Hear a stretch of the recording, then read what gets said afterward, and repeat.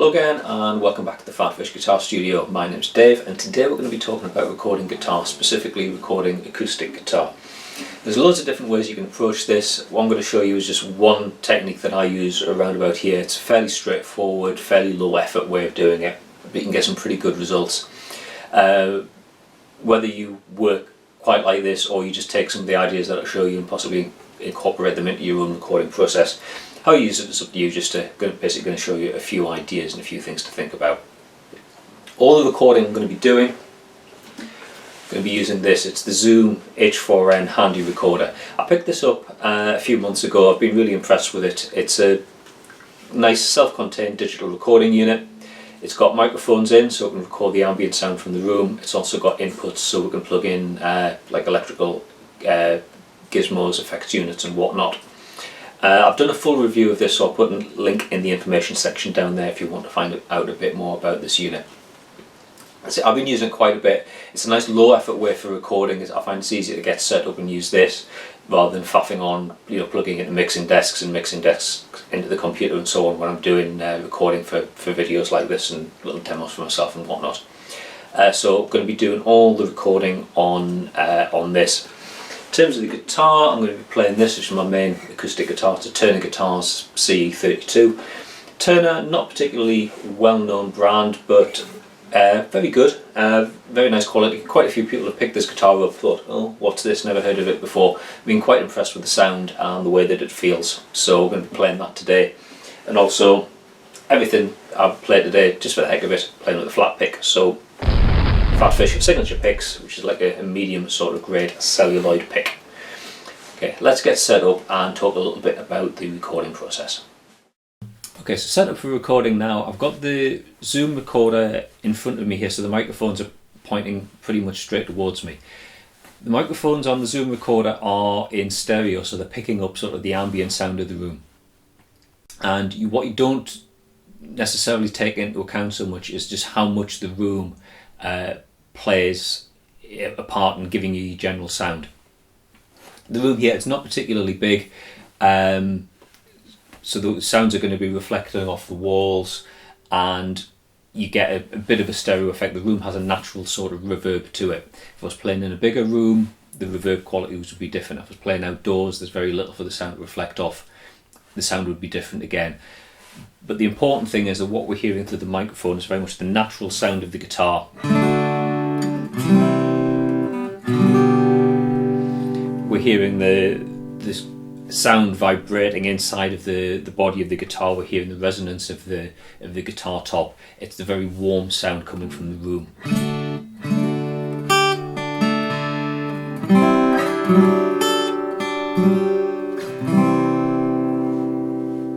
Now what I can also do is I can take the feed that's coming from the piezo pickup, which is just under the bridge, and that's going into an effects unit. No effects on it at the minute, so basically it's just functioning like a preamp. And if I kill the sound from the microphones and bring in the sound from the piezo pickup, you hear this.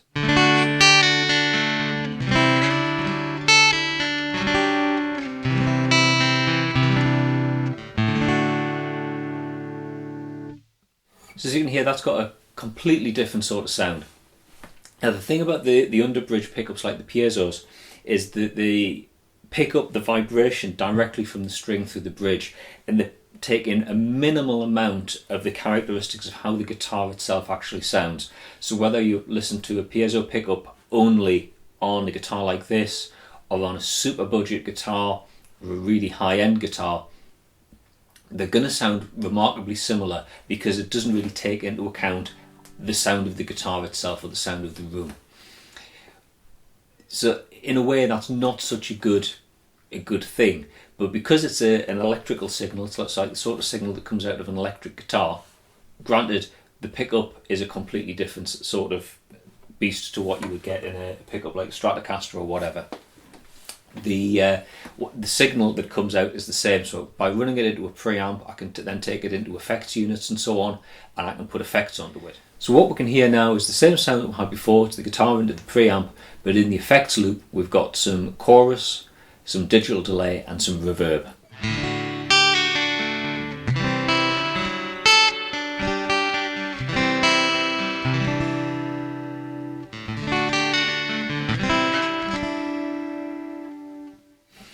So as you can hear, much more affected sound. Also, the effects that I've added a stereo chorus, I've added a digital delay that works in stereo, and also reverb is naturally a stereo effect. So it really fills out the sound and makes it much bigger. And for me, the trick behind all of this is getting a blend between the microphone in the room and the effect signal that's coming into the electronic inputs rather than the purely acoustic ones. Now the recorder I'm using here, it's got a stereo microphone on, like I said, so it's picking up the sound of the room, but because it's right in front of the guitar, it's a fairly unidirectional, almost a mono sound. It's kind of slap bang in the middle of the stereo mix, stereo spectrum there.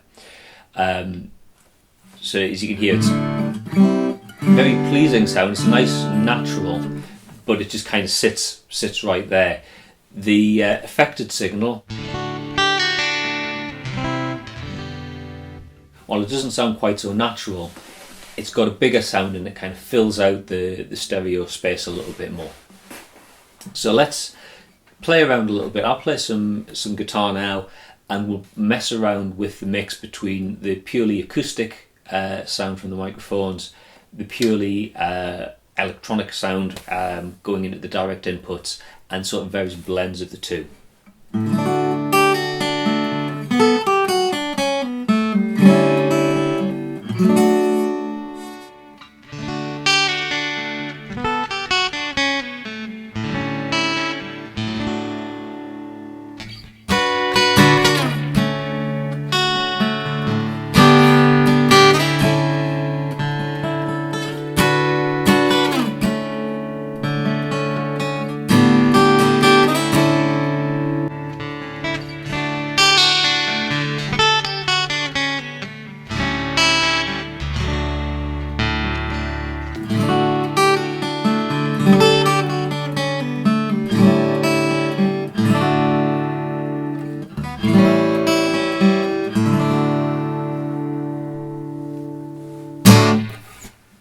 So you can hear the great difference you get in sound by just taking the microphone sound or the DI sound or a blend of the two. Now, a couple of important things to note. Firstly, the microphone placement. Like I said, I've got the stereo pair of microphones right in front of me. The whole issue of microphone placement, it's a science in itself. There's all sorts of different techniques for where you place microphones for recording acoustic guitar, whether you've got a microphone right near the sound hole or further up the neck, or whether you've got a condenser microphone or a dynamic microphone. You know, where you place them, there's a whole science there. But the important thing about that is, regardless of what type of microphone you're using or where you're placing it, it's picking up the natural sound, much more what someone is hearing actually in the room. The DI sound, so all of going through the various electronics, you're losing a lot of the natural room ambience. But because it's a digital sound, we're able to mess on with things like filling out the stereo space, like this big digital reverb sort of sound. So what you're hearing in the mix sound is you've got sort of like the acoustic guitar right in the middle, and then right the ways around it, you've got the affected signal. We also need to think a little bit about the EQ and the tonal range that's being used. The guitar sound itself, sitting in the middle of the stereo mix, is quite warm. The DI sound, sitting around the outside, has got a bit more treble to it. So that helps to give you the separation. You're hearing exactly the same note being played. It's basically the signals just being picked up by two recording sources in sync. But what you're hearing is like one kind of piece of the EQ range, the one piece of the sonic spectrum quite close to the middle, and a different part of the sonic range, a different part of the sonic spectrum around the outside. So that helps to fill out the sound a little bit. And this is something you need to think about when you're recording, either like this, or if you're recording or you're playing in a live context with other musicians, is thinking about the space that you take up in the sonic spectrum compared to your other people that you're playing with. Because if you've got different people using similar sort of tones, they're going to become indistinct. They'll end up sort of just like merging into each other. If you've got two guitarists in a band, you've got, you know, both playing Les Pauls with the classic Les Paul sound, both into Marshalls with the classic sort of Marshall sound, they're going to be quite indistinct because they're kind of taking up the same sort of sonic range.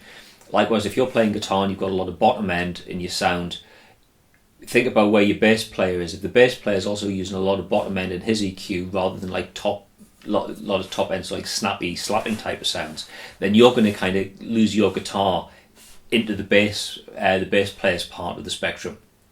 You could have the best gear in the world, you can have a wonderful guitar, fantastic pickups, fantastic backline, but you'll still sound like arse if you're playing in the same sonic range as somebody else, because your sound is just going to get lost.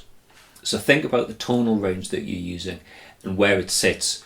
You know, whether you're in a band context or you're just playing as a solo instrument, but you've got different different feeds, like in this case the acoustic feed from the room and the DI feed that's coming from the effects desk.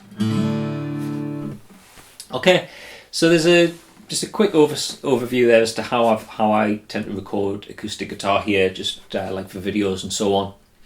And an idea for you to think about how you might want to approach recording acoustic guitar, whether you're using a device like the Zoom or you're going into a mixer and recording on a PC or a Mac or whatever. You know, the idea of being able to take the sound, run it through different signal paths, and mixing them around to get something which works as a good sort of like composite sound. I hope you found that useful. As always, if you've got any feedback, then leave it in the comments section below, or click like, or if you really like the video, please click subscribe.